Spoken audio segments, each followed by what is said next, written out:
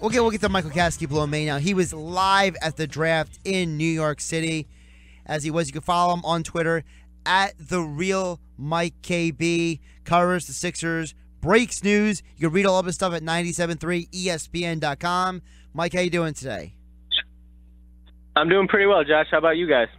Doing good, man. So let's start. Put you on the scene. New York, 2017 NBA draft. Talk about what the vibe and the environment was like on Thursday night in the building.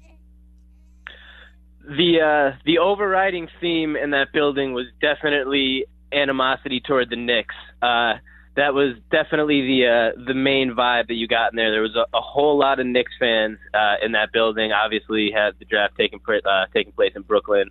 The Nets, of course, didn't have any reason to show up and show out. So it was basically Knicks fans and then a whole lot of Sixers fans too, Josh, as has been been the case for the past few years. Although this year I think there might have been a little bit more Knicks support there than Sixers fans, but it was pretty closely split. So it was the vibe was kind of torn between a strong dislike for Phil Jackson. There was several fire Phil chants that were really loud throughout the stands when the Knicks were on the clock in the first round with their first pick, and then in the second round, both times those chants rang out, as well as a bunch of trust the process chants, of course. So it was a pretty funny contrast, at least in that way. There was a lot of fans, really excited about what the Sixers were doing and the future of that team, and then in stark contrast, there was a whole lot of fans there that were just not happy with the state of the Knicks. So, a whole lot of other things were going on, but those two storylines I felt like were the most pervasive that evening.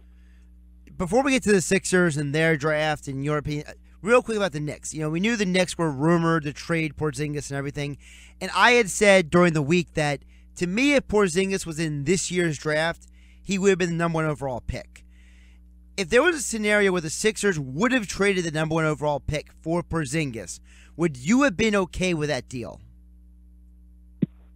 To be honest, Josh, no, I would not have liked the deal. I do agree that I think Porzingis is a stud talent, but I think that in this draft in particular, with the talent that was on the board to get drafted, basically meaning Fultz, who we ended up with, I just think the fit for the team going forward, like, yes, Porzingis would be awesome to pair next to Embiid, but something this team has needed since, well before the days at MCW when people thought he was the potential answer, really going all the way back to Iverson. The Sixers have needed a point guard, a guy that can, not only set up everyone else, but just create his own offense. We were talking about it the other day. If you look across the landscape of the league, pretty much all of the top teams that are competing for titles right now, in the playoff spots have, all-star caliber point guards who are, taken pretty high in the draft and that can really orchestrate an offense. I mean, obviously, look at the finals, you have Steph Curry and Kyrie.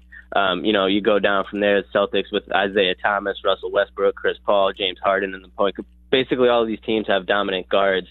So, I think that the Sixers really had a guy that they saw in Fultz that not only did they think maybe could be the best player in this draft, a potential perennial all-star, but also a guy that fits in, projects to fit in perfectly alongside what they've kind of already established here with Ben, Joel, Rob, Dario, Jazz, well, he's still here.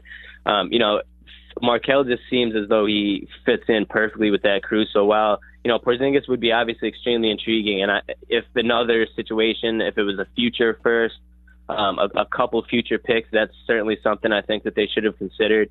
But when it comes down to it, I think they made the right choice by, not only keeping this pick, but also taking Fultz with it. Interesting you say that, because I want to ask you as a follow-up. So do you feel that for a situation like the Sixers, that the fit was more important than the potential? Because a lot of times you see teams in the NBA, it's all about potential. It's all about, how much potential does this guy have? How high is his ceiling? How big is his wingspan? How big is his vertical? So it sounds like what you're saying is that it's not just Fultz was a great player and a great prospect. It's that he was such a good fit for the Sixers, it would have been almost a disservice for them to pass up getting him. Yeah, basically, Josh, as you're saying, the past few years for the Sixers drafts had been, you kind of just alluded to, all about that potential. It wasn't necessarily about, fit. It was about getting the guy that they thought had the highest upside and the highest superstar potential. In this draft, I really think that it was just a fortunate situation, whereas the kid that not only the Sixers, a lot of scouts, a lot of teams, a lot of draft experts and analysts thought that this kid, Fultz, has the highest ceiling and the lowest floor and, probably the best all-star potential in this draft. I think it was very fortuitous that there was that kid, and the Sixers saw that. And not only was that, that potential there, but the fit was there too. Before the draft, I was specifically told by, team sources that the Sixers were strongly considering the factor of Ben Simmons being a primary ball handler for the team. I won't say point guard necessarily, but a guy that's going to be responsible for, initiating the offense, bringing the ball up, making plays. That was strongly considered, in this draft for the Sixers. That was something that they were, as opposed to past years where it might have just been, as you said, looking strictly for potential. This year they were, looking for a guy that could complement what they already have going. And I think it just ended up being that Fultz was, he, checked both boxes as far as the potential was there and the fit was there. So I think once the opportunity to, potentially grab him with that trade for the Celtics presented itself, I think the Sixers saw that and basically pounced. So Michael Kasky, Maynard, 97.3, ESPN.com, Sixers Insider. You can follow him on Twitter at @TheRealMikeKB. Fultz is talking about this team making the playoffs. We've heard Embiid say this as well last year. Where is the reality check between the lofty goals of this team and the negative Nancys of the world out there with the Sixers? Because to me, the medium ground is, I think because the Bulls got worse and the Hawks got worse, you do have two teams that are not going to make the playoffs this next year. Yeah, the Hornets might contend. The Heat will probably be back. I say at worst, the Sixers are probably the 9 or 10 seed in the East this year at worst. And I think even if they don't make the playoffs, it's successful just to have a team that is learning how to play together and is on the court for the majority of the season. Absolutely, Josh. I agree with you there. I think we started to see a lot of progress from the first 3 years of, the quote-unquote process to last year already. I think last year really represented the first step. It obviously kind of went south, obviously, toward the end of the season when Joel got hurt, and the way the team handled it, especially as far as, not just ruling him out, but, kind of dragging the fans along. I think that kind of soured a lot of the positive progress that we saw on the court during last season. And, obviously everything with this team is health dependent, but I think that this season is really going to be an extension and a continuation of that growth and development we saw last year. Obviously the skill set of the roster is going to be higher. You're going to have 2 number 1 picks joining the roster, hopefully a healthy Embiid. So I think that you're just going to see development. By default, honestly, as you said, the Eastern Conference, it's been weak as it is, and you're looking at teams, as you mentioned, the Hawks, the Bulls, who are a playoff team, are certainly projected to be worse without Jimmy Butler. The Pacers are in, disarray. They were the 7th seed. If they lose Paul George, they, plummet out of the playoffs. Kyle Lowry and the Raptors is, the 3rd seed. That's a guy that could leave and could change their standings. So the East is pretty open, and with the talent that the Sixers have and building off what they had last year, I think that by default the Sixers can compete for a playoff team. And I know for a lot of people that tangible goal would be signs of success. For me, it's not the playoffs this year. It would be nice, but as you said, to me, it's more just the fact of getting all these guys out on the floor, getting a feel for them, keep making sure they're healthy, and kind of just, building that foundation to move forward even more. But that might just by default, because of the talent that they now have and the, I guess the competitive weakness of the East, that could result in a playoff spot. Hey, Mike, question. Now that the draft is in the rearview mirror, where are the Sixers realistically targeting as far as free agent options? What's up, Deshaun? That's a great question. I think that's obviously the next the next step for this team. I think free agency begins about a week from today, so all the attention will turn from the draft picks to free agency. And I think with Fultz now in the mix, Brian kind of touched on this at his press conference after the draft yesterday. they're going to look to be, competitive in free agency and complement some of these guys that they have.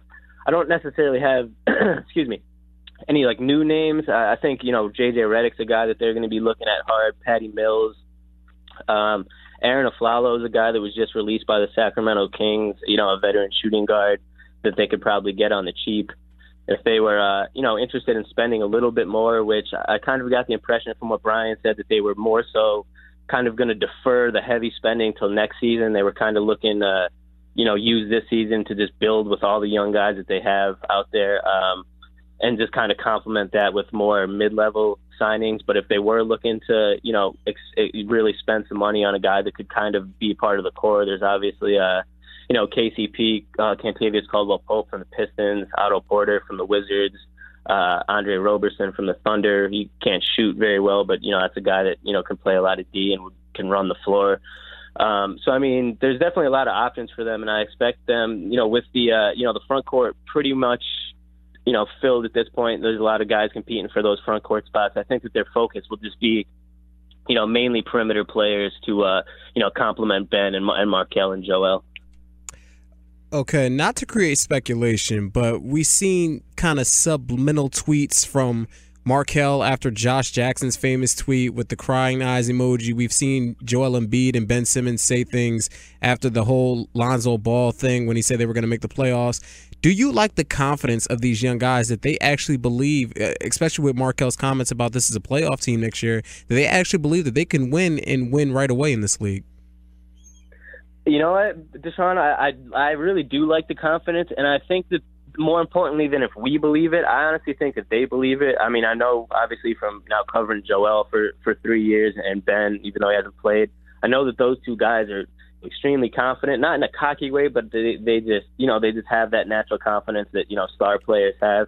And I think that, from the outside perspective, I saw, national ESPN kind of ragging on the Sixers yesterday for those tweets that you referenced as far as, I think Ben Simmons said like crazy pills, something about the Lonzo thing, and Joel obviously said that he hope he dunks on him.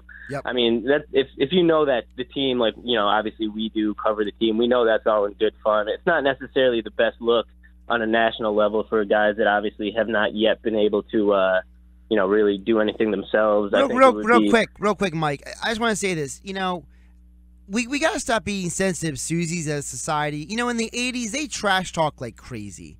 In the 90s, Michael Jordan was talking about doing evil things to people at the foul line. I mean, and these are guys tweeting. I mean, if Lonzo Ball gets his feelings hurt, then maybe he's just soft and he can't play in the NBA. I think it's a little ridiculous. Embiid and Simmons are online having fun. And even if they were talking trash talk, I almost hope that Embiid walked on the court and told us that he's going to dunk on somebody. I'd like him even more, honestly. Yeah, no, I'm with you, man. I was getting around to my long-winded way of saying that. Sorry about that. I think there's it's I'm totally with you. It's I think that it was overblown too. I mean, like you said, it's just kids having fun.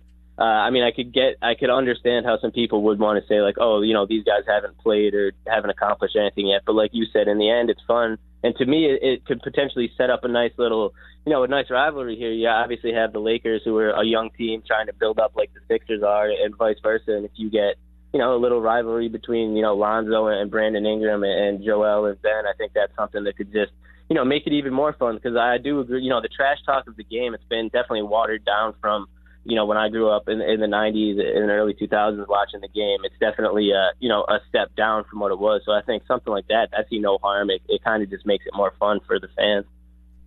Well, I go back to the 80s. I'm a little older than you. So, for me, I have the Bad Boy Pistons. So, but I digress. Real quick before I let you go, one more thing. I just want to get from you, just give me your 3 things overall from the NBA draft night that stood out to you the most, with anything, whether it was the Sixers, whether it was what other teams did, trades. Just give me your 3 things that just stood out to you the most. Well, definitely, I think for everyone that Jimmy Butler deal definitely stuck out. I think the Bulls got, pretty hosed on that deal, and I was surprised that, the Celtics didn't end up making something happen. I feel like that was, something that they had been working toward for a while. And then to see him go to, Minnesota for what seemed like a deal that the Celtics could have, at least matched with future draft picks or their own assets was somewhat surprising. So, I mean, I think we're looking at a Bulls team that's going to be bad, quite frankly, for a few years. That obviously stuck out.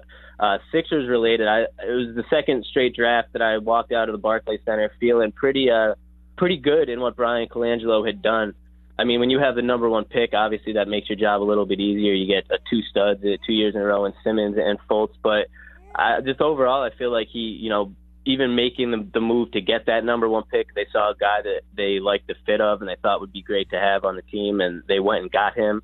And I think they just spent the picks well in the second round. I think Bender is a guy that could potentially, I don't know if he'll be coming this year or not, but a guy that could, really develop into something good. Honestly, I don't want to try to pronounce the pick number 25. I have the pronunciation in front of me, but I don't want to butcher it on air, so I'm not going to try it yet until I hear it. But I just think that he did a good job in the later rounds too. And I guess I'll do it for you. It's Andreas Bezeksniks. Oh, there we go. Wow, that was really good, Josh. You must have been practicing that. I'll just leave it at this. I used to date a girl from Latvia, so. Oh, yeah. Okay, you got a little practice with it. Yeah, it was 10 years ago, but I did date a girl from Latvia. Wow, that was well, I've literally been staring at this paper for 2 days now, and I still haven't been able to. But I do think that was who they traded into the first round to grab another guy that fits well into today's NBA, his skill set, size, and ability. So I think between him and Bender, that's a couple guys that maybe not this year, but down the road a year or two could really potentially contribute and be good fits for this franchise. Follow him on Twitter at @TheRealMikeKB. He's our 97.3 ESPN.com Sixers insider, covers the Sixers, covers the NBA. Follow him for all the breaking news and any other random Sixers tidbits that he may come across. He tweets out a lot of different stuff. Mike, appreciate you coming on the show today. Thanks, Mike. Absolutely, guys. Appreciate it. Have a good one.